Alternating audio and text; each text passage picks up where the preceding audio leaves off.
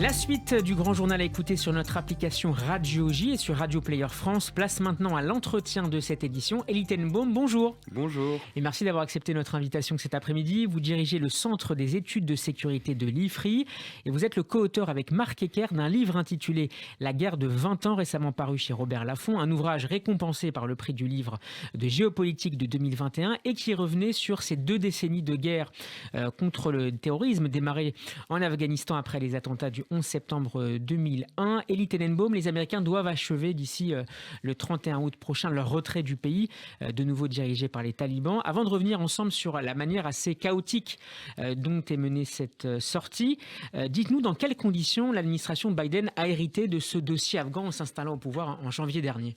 Bien évidemment, la guerre américaine en Afghanistan a commencé au lendemain des attentats du 11 septembre, et donc il y a donc 20 ans. Pendant 10 ans, les choses se sont d'abord bien passées et puis mal passées.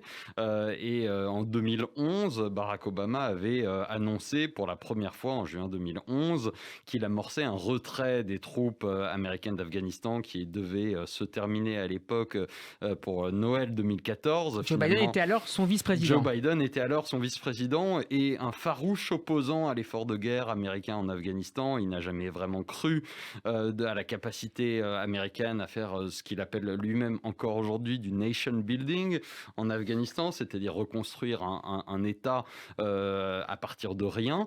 Et finalement, Biden l'avait emporté dans les arbitrages à la Maison-Blanche pour décider ce retrait. Finalement, en fin 2014, Barack Obama avait dû se résoudre à laisser un contingent croupion dans le pays, d'environ 10 000 hommes. Il faut dire qu'en 2011, il y avait 130 000 soldats de la coalition, dont à peu près 90 000 Américains, donc les choses avaient été divisées par 10. Mais très clairement, la situation sur le terrain était telle qu'il était clair pour tout le monde que si les Américains retiraient tout le monde, eh bien on assisterait à ce à quoi on a assisté ces dernières semaines, c'est-à-dire un effondrement du régime de Kaboul. Depuis 2014, on a eu un maintien donc de ce niveau minimum de force américaine, avec aussi un gros contingent de contractors, de sociétés de sécurité privées qui portaient à bout de bras l'armée afghane et le régime. Et puis, quand Donald Trump est arrivé au pouvoir, lui-même était un sceptique sur le projet afghan. Il s'est laissé convaincre par ses conseillers à un moment de renforcer un petit peu le contingent, mais assez vite, il a décidé d'arrêter les efforts. Donc finalement, il y a une forme de continuité entre les différentes administrations. Absolument, depuis la fin Obama, avec l'administration Trump qui était essentielle. Sous Obama, les négociations avaient commencé avec les talibans, c'était le conseiller d'Hillary Clinton, Richard Holbrooke, qui avait ouvert le canal de négociation qui a débouché sur l'ouverture du bureau représentatif des talibans à Doha, au Qatar. Donc les négociations avaient commencé, elles ont été interrompues à plusieurs reprises. Elles ont repris à un moment sous Donald Trump, ce qui a donné lieu au fameux accord de Doha le 29 février 2020, il y a un peu plus d'1 an et demi maintenant. Dans lesquels les Américains s'engageaient à retirer leurs forces définitivement au printemps 21. Le calendrier a été un petit peu bousculé. Le 14 avril 21 de cette année, Joe Biden a décidé dans une annonce publique qu'il ne reviendrait pas significativement sur ces engagements-là, d'un retrait pris par Donald Trump. Et donc, on a ce à quoi on arrive aujourd'hui, c'est-à-dire le retrait effectif de l'ensemble des forces américaines prévu. Ça a été dit le 11 septembre à un moment, ensuite on a dit que la date serait un petit peu avancée. Finalement, c'est le 31 août et c'est là où nous en sommes aujourd'hui, avec les conséquences que l'on sait pour le régime en place, enfin qui n'est plus le régime en place aujourd'hui, qui s'est effondré comme un château de cartes en l'espace de quelques mois. Est-ce que ce retrait américain solde la fin de la séquence ouverte le 11 septembre 2001 ?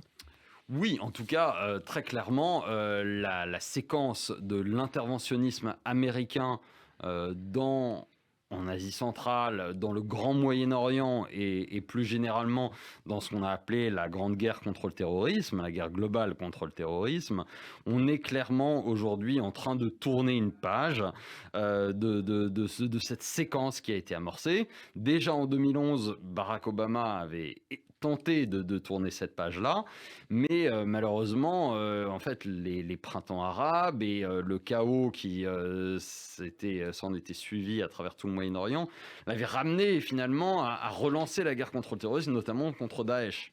Et quel bilan peut-on tirer de cette action américaine en Afghanistan ? D'un côté, Joe Biden souligne que l'objectif d'affaiblir, pour ne pas dire d'éradiquer les groupes terroristes djihadistes en Afghanistan a été atteint. D'autres convoquent les précédents évidemment du Vietnam ou du retrait soviétique d'Afghanistan pour mieux souligner finalement le revers, voire la débâcle américaine. Bon, il y avait d'une certaine manière une sorte de guerre en Afghanistan, la guerre contre Al-Qaïda, Qui avait effectivement été un succès à partir dès 2001 avec une organisation djihadiste qui avait perdu ses bases, ses centres d'entraînement, son sanctuaire d'où elle pouvait lancer des attaques et des attentats comme ceux du 11 septembre à l'international. Et puis la guerre contre les talibans. George Bush, lui, avait établi une sorte de signe égal entre les talibans et Al-Qaïda. Il avait dit « nous ne ferons pas de différence ». Et donc, d'une certaine manière, les deux étaient mêlés, mais au fil du temps, très clairement, les Américains combattaient les talibans et il y avait peu de troupes d'Al-Qaïda dans leurs adversaires sur le terrain en Afghanistan même, parce que Al-Qaïda s'était transformé, était devenu une organisation aussi plus réticulaire, plus décentralisée.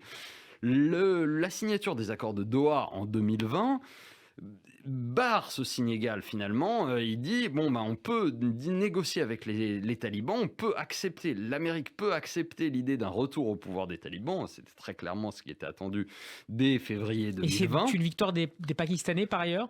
Et une victoire totale des Pakistanais qui n'ont cessé de soutenir les talibans depuis les années 90, de manière un petit peu moins officielle évidemment dans les années 2000, mais très clairement le retour des talibans au pouvoir aujourd'hui n'aurait pas pu avoir lieu sans les Pakistanais.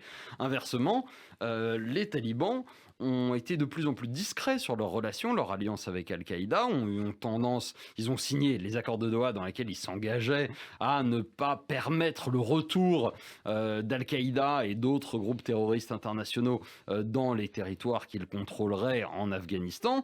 Et encore à ce jour, on voit une grande prudence de la part des talibans finalement à saluer ou à accepter les allégeances qui lui sont régulièrement renouvelées de la part des leaders d'Al-Qaïda, ceux de la branche centrale, Ayman al-Zawahiri, le successeur de Ben Laden, mais aussi d'autres émirs à travers le monde liés à la nébuleuse caïdiste. Donc pas de relation directe en tout cas pour le moment entre les talibans ou les néo-talibans comme on les appelle parfois. Pas de relation publique officielle. La réalité, elle est bien différente. On sait qu'il y a notamment une sous-organisation d'Al-Qaïda qui s'appelle Al-Qaïda dans le sous-continent indien qui est très étroitement intégrée avec l'organisation des talibans. Asim Omar, l'émir d'Al-Qaïda dans le sous-continent indien, a été tué en 2019 dans un raid des forces spéciales américaines à Moussa Kala, dans un bunker des talibans en Afghanistan. Donc on sait que les deux organisations sont très imbriquées.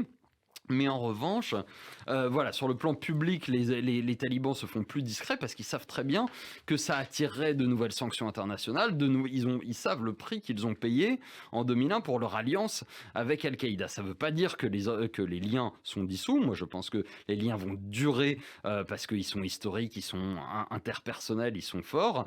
Mais en revanche, c'est pas la même chose d'entretenir des liens, de laisser probablement une certaine dose de survie pour les groupes djihadistes étrangers internationaux et de leur offrir un soutien actif pour des opérations offensives depuis des bases en Afghanistan. Donc là, on est vraiment dans l'expectative et dans l'attente aussi de voir au sein même des talibans quelle tendance va l'emporter entre ceux qui cherchent finalement les plus nationalistes à limiter les partenariats avec des groupes étrangers qui pourraient leur attirer les foudres de l'international, et ceux plus fondamentalistes, plus idéologiques, pour des ambitions plus globales finalement. Voilà, qui voudraient soutenir, on va dire, des groupes qui chercheraient à exporter leur victoire au-delà, notamment en Asie centrale et au Pakistan, qui sont les deux zones auxquelles on pense principalement, l'Iran également, d'abord dans la sous-région et puis après à travers le monde. Elie Tenenbaum, comment est-ce que vous évaluez les modalités d'exécution du retrait américain ?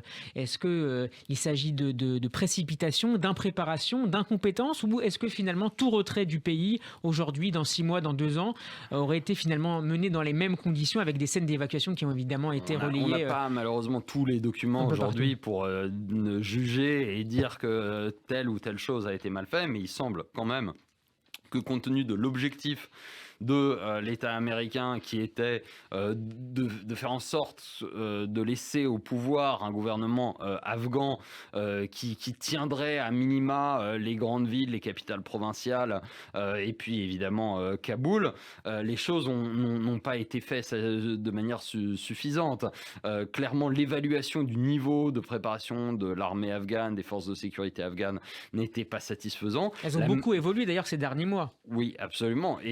Mais si vous voulez, vous aviez des armées qui étaient entièrement construites pour fonctionner avec un soutien logistique, un appui aérien permanent des forces internationales. Et aujourd'hui, voilà, ils se sont retrouvés finalement du jour au lendemain pratiquement sans rien. Et ça a eu un coup au moral absolument terrible. On a maintenant des éléments qui montrent que les Américains ont retiré même les logiciels pour faire fonctionner un certain nombre de systèmes radars. Et donc, si vous voulez, très clairement, il y a une espèce de choc systémique qui a provoqué cet effondrement subi. Il est sans doute possible d'imaginer que les Américains auraient pu faire un retrait plus programmé, mais d'une certaine manière, ça fait depuis 2014 qu'ils cherchent à négocier ce retrait et qu'ils n'arrivent pas à trouver les conditions qui permettent de laisser un État afghan se défendre lui-même. Alors Joe Biden a évoqué l'existence de menaces terroristes crédibles émanant de l'État islamique. Que se passerait-il si des civils ou des militaires américains étaient visés, voire tués avant le 31 septembre pendant leur évacuation? Alors, tout dépend par qui. Là, vous venez de citer évidemment l'État islamique en Afghanistan, qui est un groupe rival des talibans, qui a eu de nombreux heurts avec les talibans, des affrontements extrêmement violents avec mort d'hommes, et qui est donc dans une galaxie totalement opposée, même s'il est composé pour partie d'anciens dissidents des talibans, et qui, lui, s'enorgueillit de ne pas négocier justement avec les Américains comme les talibans l'ont fait,